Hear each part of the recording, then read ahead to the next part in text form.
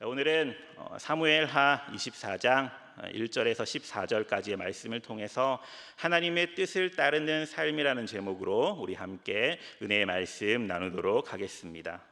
오늘의 본문은 다윗이 통치 말년에 있었던 그러한 사건입니다. 본문에서 읽으신 바와 같이 다윗은 이 인구 조사를 하려는 마음을 먹게 되고 그것을 실행하다가 결국 하나님의 징계를 받게 되는 그러한 장면이 바로 오늘 본문에 잘 나타나 있습니다. 그렇다면 오늘 우리가 이 본문을 통하여서 하나님의 뜻을 따르는 삶을 살아가도록 우리가 결단해야 할 터인데 다윗이 이 하나님의 뜻을 따르는데 방해했던 요소들이 오늘 본문을 통해서 무엇인지 우리가 한번 살펴보고 우리는 그와 같은 길을 따르지 않도록 노력해야 될 것입니다. 그렇다면 이를 위해서 본문에서 우리가 중요하게 묵상해 보아야 할 점이 무엇일까요? 먼저는 누가 이 다윗으로 하여금 이런 마음을 먹게 하였는가, 즉 인구조사를 하도록 마음 먹게 하였는가, 이러한 점을 우리가 또 살펴봐야 되겠고, 다음으로 다윗은 왜 그러한 마음을 먹었는가라는 점을 우리가 살펴봐야 될 줄로 믿습니다. 우리가 그럼 이런 관점으로 오늘 다윗이 인구조사를 실시하는 이 본문을 바라보면서 주님 주신 은혜가 우리 가운데 넘쳐나시길 주님의 이름으로 축복합니다. 그러면 우리가 본문 1절을 한번 보시게 되면 누가 다윗으로 하여금 이 인구조사를 하게끔 마음을 먹게 하였는가, 이것에 대해 분명히 기록하고 있습니다. 우리 본문 1절 말씀을 함께 읽도록 하겠습니다. 오늘 본문입니다. 24장 사무엘하 24장 1절 말씀입니다. 함께 읽겠습니다. 여호와께서 다시 이스라엘을 향하여 진노하사 그들을 치시려고 다윗을 격동시키사 가서 이스라엘과 유다의 인구를 조사하라 하신지라. 아멘. 1절 말씀을 보니까 여호와께서 다윗을 격동시키셔서 인구를 조사라는 말씀을 들려주신 것으로 분명히 기록하고 있습니다. 이것은 다윗이 이런 음성을 직접 들었다라기보다는 그의 마음 가운데 이러한 마음이 강하게 일어났다라고 볼 수 있겠습니다. 그런데 오늘 본문 1절에서 분명 누가 다윗을 격동시켰다 말씀하고 있습니까? 여호와께서 다윗을 격동시키셨다라고 말씀하고 있는데, 이것은 그러면 하나님께서 다윗으로 하여금 죄를 짓게 만들었는가라고 생각할 수가 있습니다. 따라서 우리는 이 말씀과 동일한 내용을 이야기하고 있는 역대상 21장의 말씀과도 비교해서 읽어보아야 하겠습니다. 역대상 21장 말씀에서는 다윗의 마음을 충동질한 것이 사탄이었다라고 기록하고 있기 때문입니다. 우리 역대상 21장 1절 말씀을 또 함께 읽어보도록 하겠습니다. 시작. 사탄이 일어나 이스라엘을 대적하고 다윗을 충동하여 이스라엘을 계수하게 하니라. 아멘. 역대상 21장 1절 말씀을 보니까 사탄이 일어나서 다윗을 충동했다라고 말씀하고 있음을 우리가 볼 수가 있습니다. 그런데 오늘 본문인 사무엘하 24장 1절에서는 여호와께서 그렇게 하셨다라고 기록하고 있고, 역대상 21장 1절 말씀에는 사탄이 그러했다라고 기록하고 있습니다. 따라서 우리는 이것을 종합해서 해석해 볼 수 있어야 하겠습니다. 이것을 정리해 보면 다음과 같습니다. 사탄이 먼저 일어나서 다윗의 마음을 충동시켰던 겁니다. 그런데 하나님께서 이것을 보시고 막지 않으시고 그대로 내버려 두신 것입니다.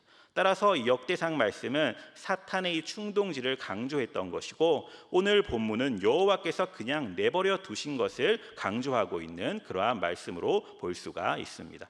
그렇다면 왜 이 사탄은 다윗을 충동시켰을까요? 그것은 우리가 잘 알듯이 사탄이 어떠한 존재입니까? 우리 인간들을 도둑질시키고 또 죽이고 멸망시키기 위한 목적이 있기 때문입니다. 그렇다면 또 하나님께서는 도대체 왜 이것을 허락하셨을까요?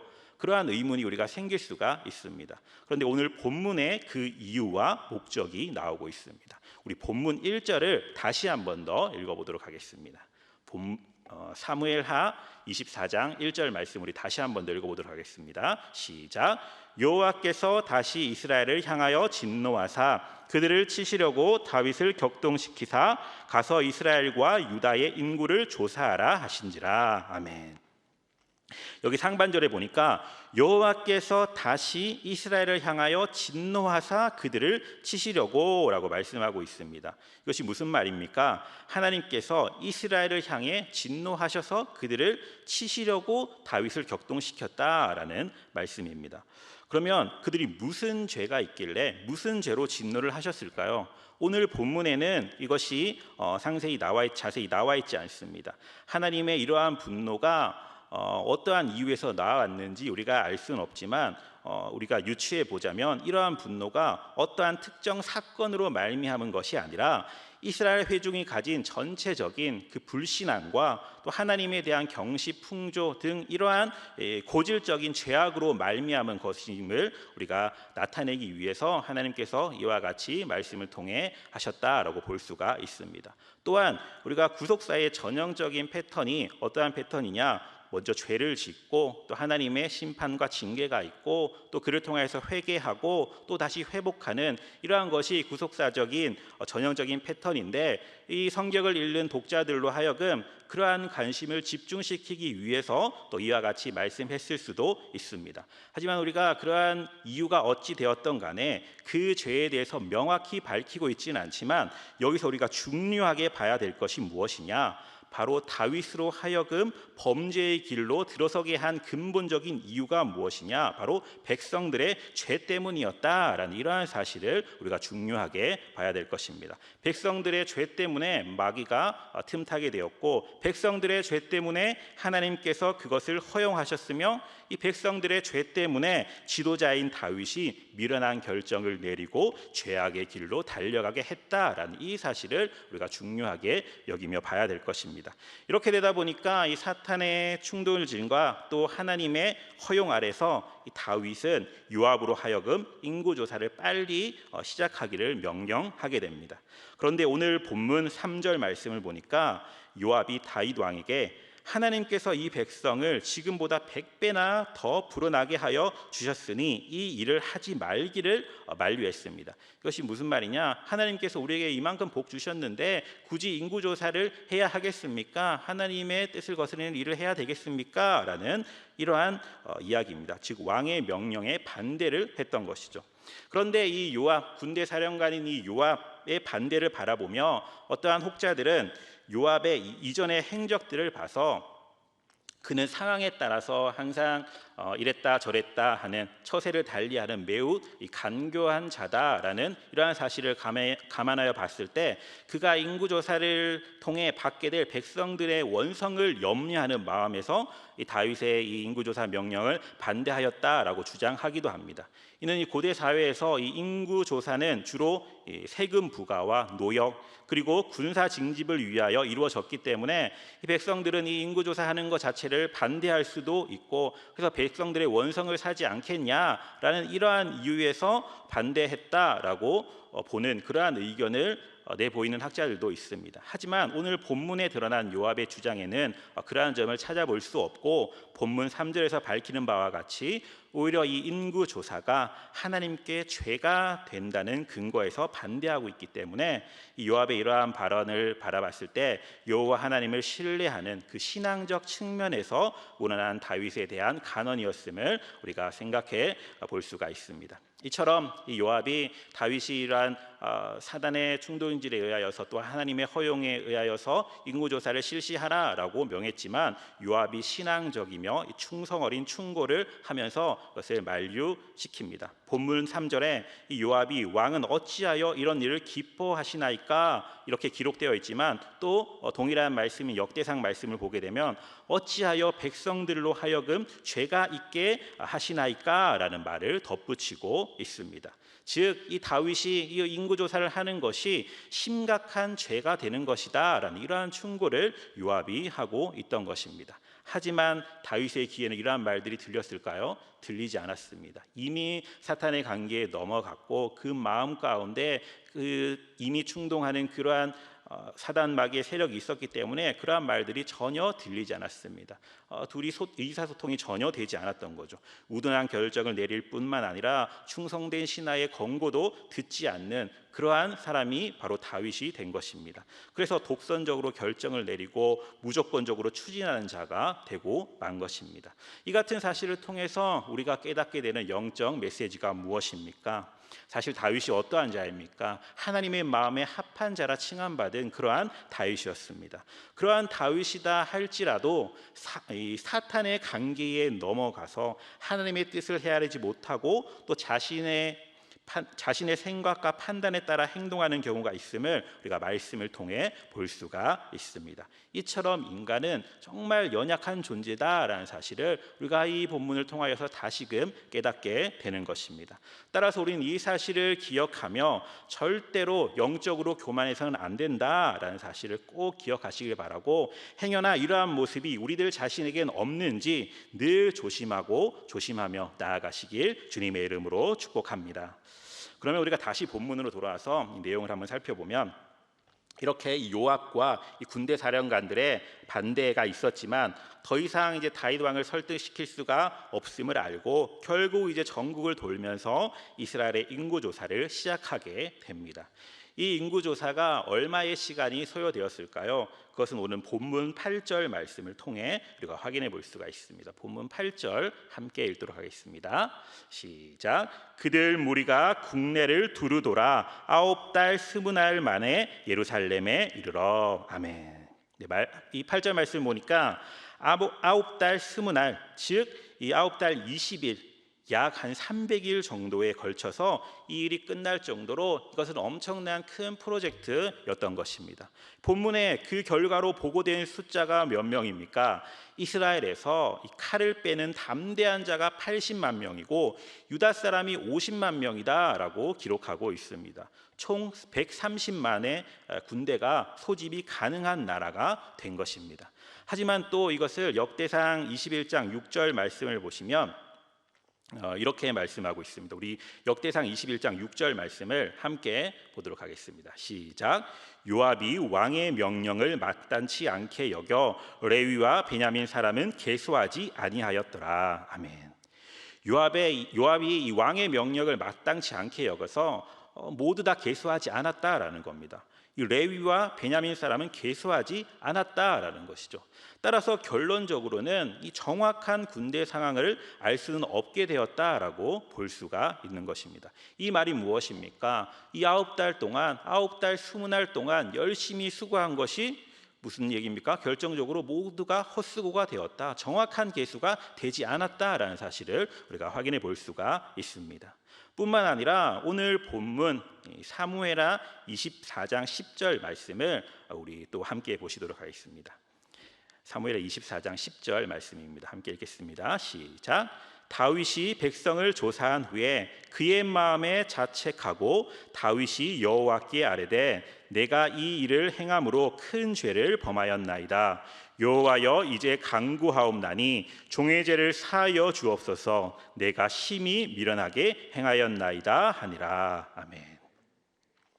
이 말씀을 보니까 뭡니까? 이 9달 20날 동안 했던 일이 헛수고일 뿐만 아니라 또 그 이후에 다윗이 어떻게 그 결과를 본 직후에 무엇을 느꼈습니까? 정말 자기가 잘못했고 정말 심히 미련하게 행동했다라는 사실을 깨닫게 됩니다. 또 본문에서 자책했다라고 표현하고 있는데 이 말은 죽일 정도로 치고 때리는 것을 의미합니다. 즉 그를 죽일 정도로 그의 마음이 그를 때렸다라는 뜻으로 우리가 생각해 볼 수가 있는 것입니다. 왜 이렇게 되었습니까? 9달 20날 동안 열심히 땀 흘리며 수고했는데 왜 이렇게 자책하게 되었을까요? 바로 이것이 하나님의 뜻이 아님을 깨달았기 때문입니다. 일이 진행되기까지는 전혀 몰랐습니다. 하지만 일이 끝난 이후에 정말 잘못되었다라는 사실을 깨닫게 된 것이죠. 즉, 이 뒤늦은 후회를 한 것입니다. 이 내용을 통해서 또 우리가 다시금 이 말씀을 묵상하며 기억해야 할 분명한 사실이 있습니다. 그것은 바로 하나님의 자녀된 우리는 하나님을 떠나서 내 멋대로 살면서 일이 잘 될 것이라는 그러한 착각을 해서는 절대 안 된다라는 이러한 사실을 우리에게 말씀해 주고 있습니다. 하나님을 떠난 방법, 하나님이 아닌 목적, 하나님과 함께하지 않는 그러한 사역에는 결코 열매가 맺혀질 수 없다라는 사실을 우리가 분명히 기억해야 될 것입니다. 결국 헛수고로 끝나며 공허한 마음, 자책하는 마음만 남게 될 것입니다. 따라서 오늘을 살아가는 우리들이 정말 진정으로 성공한 인생을 살아가려면, 이 하나님의 뜻에 합당한 삶을 살아가려면 반드시 하나님의 길을 고집할 수 있는 그러한 삶을 살아야 할 줄로 믿습니다. 하지만 사실 그것이 참 쉽지가 않음을 고백합니다. 정말 눈앞에 보이는 상황들 때문에 그것에 그 하나님의 뜻을 따라 살아가는 것이 결코 쉽지가 않습니다. 하나님의 방법이 아닌 자신의 명철과 자신의 지식과 자신의 뜻을 의지하고 죄악 가운데로 빠져드는 것이 어찌 보면 우리들의 모습입니다. 그럼에도 불구하고 우리는 하나님의 자녀로서 반드시 하나님 아버지의 뜻을 따라 행해야 할 줄로 믿습니다. 왜 그렇습니까? 여러 가지 이유들이 있겠지만 하나님의 뜻을 따르지 않는 불순종의 결과가 무엇일까요? 그것은 반드시 하나님의 심판, 하나님의 징계가 있다라는 이러한 사실입니다. 어찌 보면 이것이 굉장히 무서운 이야기다라고 볼 수도 있겠습니다. 하지만 하나님은 사랑의 하나님이시지만 동시에 공의의 하나님이시기 때문에 반드시 죄에 대한 대가가 있음을 우리가 반드시 기억해야 할 것입니다. 따라서 이제 본문 11절에서 14절까지의 말씀을 보시면 인구조사에 대한 징계의 말씀이 이제 쭉 나오게 됩니다. 다음 날 아침에 선지자 갓이 다윗에게 찾아옵니다. 찾아와서 그는 여호와의 말씀을 따라 다윗에게 세 가지 징계 중에 하나를 선택하라라는 이러한 말씀을 전하게 됩니다. 먼저는 13절에 7년 동안 기근이 있을 것이며, 다음으로 다윗이 석 달 동안 대적에게 쫓기는 것이며, 마지막으로 3일 동안 전염병이 도는 것, 이 세 가지 중에 하나를 택하라라고 말씀을 전합니다. 들어보니까 하나같이 정말 무서운 징계들입니다. 그리고 이 말씀을 듣고 다윗은 오늘 본문 14절에 내가 고통 중에 있도다라고 외치고 있습니다. 그런데 한번 잘 생각해 보시길 바랍니다. 사실 근본적으로 이 다윗이 왜 고통 중에 있게 된 것입니까? 바로 하나님의 편에 서지 않고 사단의 말을 듣고 인간적인 계산과 생각으로 살았기 때문입니다. 학자들이 이 인구조사의 목적을 보통 하나님의 통치를 믿지 않고 자기의 권세를 자랑하기 위해 조사했다라고 해석하는 것이 대부분입니다. 그러니까 이 나라가 부강해지니까 이 자기의 통치력이 얼마나 되는지 한번 파악해 보고 싶어서 파악을 했던 것이죠. 그래서 이 정도 국력이다라고 한다면 이제 철저하게 하나님을 의지하지 않아도 되지 않겠느냐라는 생각, 즉 이 교만한 마음을 가지게 한 것입니다. 이러한 교만한 마음으로 자신감 있게 행동을 했는데 그 결과가 결국 어떠했습니까? 헛수고로 돌아간 것이죠. 하나님의 심판이 있었으며 큰 고통 중에 빠지게 된 것이 그렇게 자신의 생각대로 자신의 뜻대로 교만한 마음으로 했던 그 결과였던 것입니다. 그런데 바로 이것이 사탄이 우리를 무너뜨리는 가장 핵심 전략입니다. 사탄은 결코 우리에게 직접적으로 해롭거나 우리에게 정말 위해가 되거나 혐오스러운 무서운 것으로 우리를 유혹하지 않습니다. 우리에게 정말 꼭 필요한 것, 정말 없으면 안 될 것들로 우리를 유혹한다라는 사실이죠. 예를 들면 물질이라든지 명예라든지 정말 우리에게 필요한, 정말 사람들이 좋아하는 것들로 우리를 유혹한다라는 사실입니다. 그래서 우리 본래의 하나님의 백성으로서의 목적을 잃어버리게 만들고 세상의 것들이 목적이 되어서 살아가게 만드는 겁니다. 그래서 열심히 하나님이 아닌 비본질적인 것들을 추구하며 살아가게 만드는 것이 결국 사단의 목적이다라는 거죠. 그러면 사단이 왜 우리들에게 이런 것들을 추구하며 살게 하겠습니까? 바로 그 마지막 결과가 오늘 본문 14절에 나타난 것과 같이 다윗과 같이 우리를 큰 고통 중에 빠뜨리기 위해서 사단은 그러한 책략들을 다 펼친다라는 사실입니다. 이처럼 사탄은 우리를 이렇게 유혹하고 무너뜨리려고 한다라는 사실을 우리가 분명히 기억해야 될 줄로 믿습니다. 하지만 우리에게 소망이 있습니다. 무엇입니까? 우리의 하나님께서는 이와는 전혀 다른 방법으로 일하신다라는 거죠. 전혀 다른 방법으로 우리에게 복을 주시는 분이시다라는 겁니다. 그 방법이 무엇입니까? 하나님께서는 먼저 그의 나라와 그의 의를 구하라라고 분명히 말씀하십니다. 그리하면 이 모든 것을 너희에게 주신다라고 분명히 말씀하고 계십니다. 즉 너희가 먼저 하나님의 뜻을 행하는 일에 전념하면 우리에게 필요한 모든 것을 하나님께서 더하여 주시겠다라고 분명히 우리에게 말씀해 주고 계십니다. 이것을 우리가 너무나도 잘 아시는 말씀입니다. 그런데 하나님의 자녀된 우리들이 이 진리를 놓치고 살 때가 너무나 많다라는 사실입니다. 우리는 내가 얻어야 된다라고 생각을 합니다. 내가 노력해야 되고 내가 최선을 다해야 되고 내가 집중을 해야 되고 그렇게 생각하는 거죠. 물론 우리가 하나님의 뜻 안에서 내가 노력하고 최선을 다하고 집중하는 것, 그것은 너무나도 중요한 것일 줄로 믿습니다. 하지만 그렇게 집중하게 만드는 것이 하나님의 뜻이 아니라 나의 유익을 위해서 또 나의 안위를 위해서 하나님의 뜻보다 내 뜻이 우선되는 열심이 된다면 그것은 사탄의 충동질이다라는 이러한 사실을 우리가 분명히 깨달아야 하며 그 마지막의 결과는 무엇이냐? 더 풍성한 삶, 이 생명의 삶을 살아가는 것이 아니라 고통으로 가는 길이다라는 사실을 우리가 분명히 깨달아 하시길 주님의 이름으로 축복합니다. 다윗은 지금 그 큰 고통 중에 빠지게 되었습니다. 세 가지의 길이 주어졌지만 다 모든 징계들이 어떠한 것을 택하든 정말 너무나 힘든 징계였습니다. 어떤 길도 만만한 길이 아닙니다. 왜 그토록 총명하던 다윗이 이렇게 되었는가를 잊지 마시길 바랍니다. 왜 그런 것입니까? 하나님의 뜻보다 자신의 뜻이 앞섰기 때문에 이러한 결과를 나타냈다라는 사실을 우리가 분명히 기억하시길 바랍니다. 그리고 사탄은 그러한 때를 절대로 놓치지 않고 다윗의 마음에 들어가서 미련한 선택을 하게 하고 어리석은 길을 선택하게 했던 것처럼 오늘을 살아가는 우리들에게도 사탄은 똑같이 찾아올 것이기 때문입니다. 그러므로 우리는 오늘 말씀을 통해 이와 같은 과오를 범치 않도록 항상 하나님의 뜻을 따라 살기 위해 끊임없이 기도하고 또 말씀 보며 성령 충만한 삶을 살아가야 될 줄로 믿습니다. 이 말씀을 정리하겠습니다. 우리가 오늘 말씀을 통해서 하나님께서 우리에게 주시는 영적 메시지가 무엇이었습니까? 가장 먼저 우리들 또한 이 다윗과 이스라엘 백성들과 같은 죄를 범치는 않았는지 매일의 삶에서 자신을 되돌아보는 회개의 시간이 분명히 있어야 할 줄로 믿습니다. 매일의 삶에서 나 자신을 돌아보고 행여나 내가 죄악 가운데 살아가지는 않았는지 나 자신을 돌아보며 회개하는 시간이 우리에게 분명히 매일의 삶에서 있어야 된다라는 이러한 사실입니다. 다음으로 이 죄라는 것은 지도자와 백성들의 눈을 어둡게 하고 생각과 결정을 미련하게 만든다라는 사실을 기억하며 우리가 항상 하나님 앞에 온전히 서는 우리의 삶이 되고자 노력하시길 주님의 이름으로 축복합니다. 죄라는 것은 항상 우리가 멀리하길 바라고 죄의 자리에 서질 않길 바라고 항상 죄와 멀리함으로 행여나 또 죄 가운데 있다라고 한다면 또 주님께 회개함으로 반드시 용서를 구하는 그러한 삶을 살아가시길 간절히 바랍니다.